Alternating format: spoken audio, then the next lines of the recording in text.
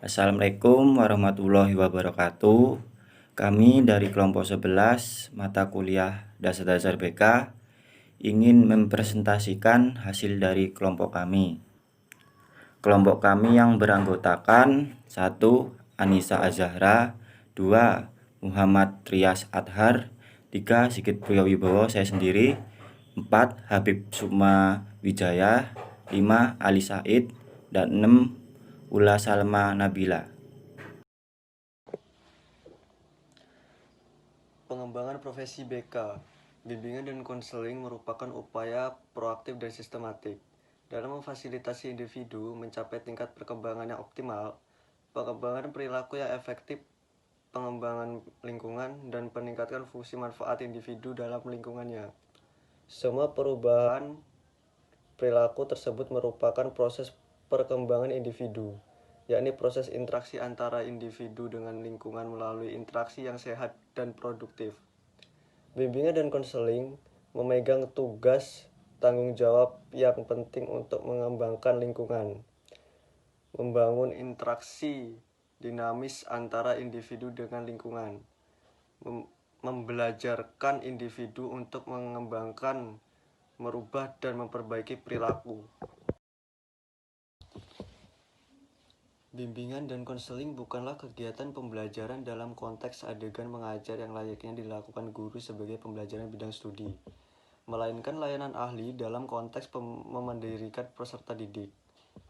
Naskah akademik Apkin, penetasan pendidikan profesional konselor, dan penyelenggaraan bimbingan dan konseling dalam jalur pendidikan formal 2007 merujuk pada UU nomor 20 tahun 2003 tentang Sistem Pendidikan Nasional. Sebutan untuk guru pembimbing dimantapkan menjadi konselor. Keberadaan konselor dalam sistem pendidikan nasional dinyatakan sebagai salah satu kualifikasi pendidik, sejajar dengan kualifikasi guru, dosen, pemomong belajar, tutor, widyaswara, fasilitator, dan instruktor. UU nomor 20 tahun 2003 pasal 1 ayat 6. Kualifikasi dan kompetensi konselor dalam Peraturan Menteri Pendidikan Nasional nomor 27 tahun 2008 tentang standar kualifikasi akademik dan kompetensi konselor telah membahas persoalan-persoalan yang berkaitan dengan kualitas seseorang pembimbing atau konselor di sekolah. Keberadaan konselor dalam sistem pendidikan nasional dinyatakan sebagai salah satu kualifikasi pendidik, sejajar dengan kualifikasi guru, dosen, pamong belajar, tutor, widyaswara, fasilitator, dan instruktur.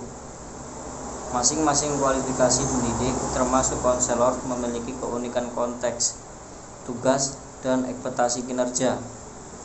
Standar kualifikasi akademik dan kompetensi konselor dikembangkan dan dirumuskan atas dasar kerangka pikir yang menegaskan konteks, tugas, dan ekspektasi kinerja konselor. Petugas bimbingan dan konseling profesional adalah mereka yang direkrut atau diangkat atas dasar kepemilikan ijazah atau latar belakang pendidikan profesi dan melaksanakan tugas khusus sebagai guru BK.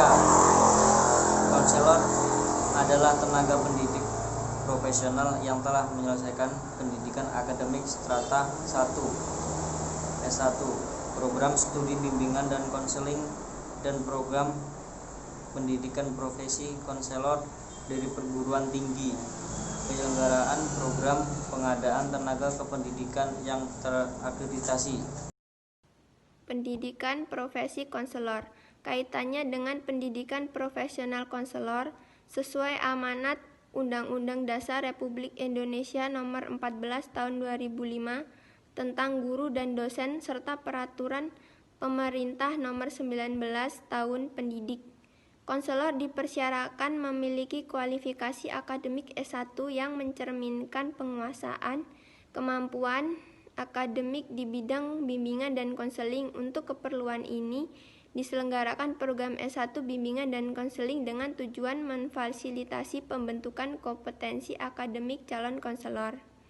Selanjutnya, pembentukan penguasaan kemampuan profesional yang utuh sebagai penyelenggara pelayanan ahli bimbingan dan konseling yang memandirikan dalam jalur pendidikan formal. Diselenggarakan pendidikan profesi berupa latihan dalam menerapkan kompetensi akademik dalam bimbingan dan konseling dalam konteks otentik, khususnya dalam jalur pendidikan formal.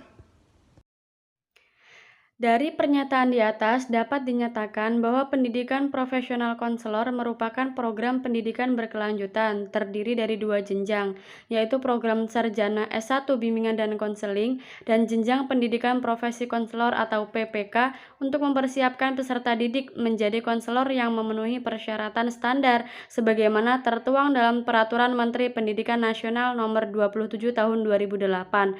Selanjutnya, dalam Undang-Undang Nomor 20 Tahun 2003 Pasal 15 dijelaskan bahwa pendidikan profesi merupakan pendidikan tinggi setelah program sarjana yang mempersiapkan peserta didik untuk memiliki pekerjaan dengan persyaratan keahlian tertentu.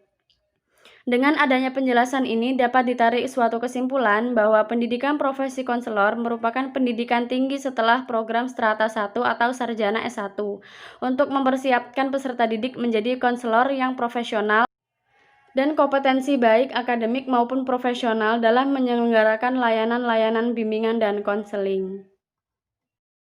Sekian presentasi dari kelompok kami. Bila ada kekurangan kata atau kesalahan kata, kami mohon maaf.